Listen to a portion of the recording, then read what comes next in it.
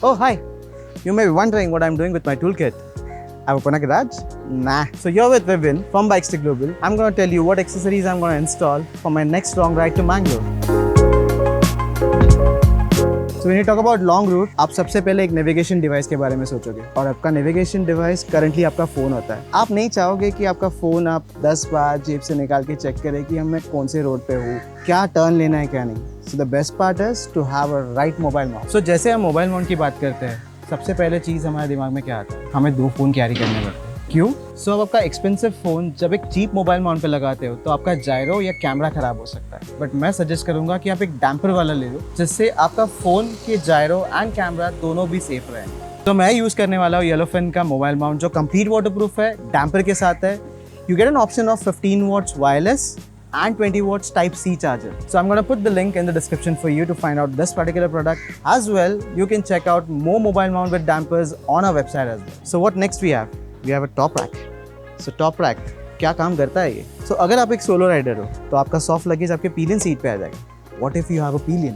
So what we have here? Top rack. Top rack पे आप top box aluminium का भी लगा सकते हो और ABS का भी लगा सकते हो। Also if you are not a fan of top boxes, you can install a tail bag which comes into soft luggages. So most of top boxes and the tail bags comes with the backrest, which gives supports to your pillion while doing a long routes. Let's talk about the next thing, which is the most important thing.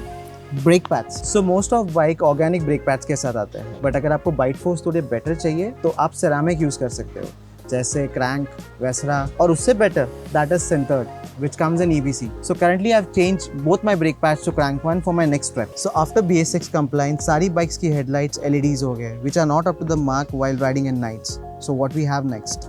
Auxiliary lights. So auxiliary lights are also called fog lights. They will definitely give you a better visibility in night rides.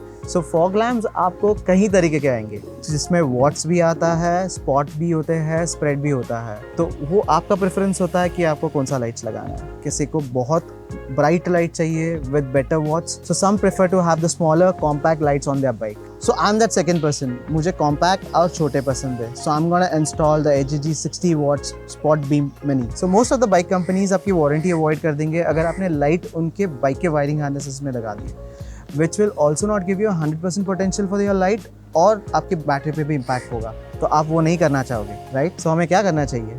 तो उस चीज़ के लिए आता है wiring harness. सो wiring harness आपके lights को एक individual component बनाता है आपके बाइक में। वायरिंग हार्नेस आपके लाइट के थ्रो को भी इंप्रूव करता है और आपकी वारंटी भी अवॉइड नहीं होगी। सो लाइट्स को माउंट करने के लिए आपको लगेंगे mounts. We have list of mounts on our website, you can check them out. Last but not the least, tyres.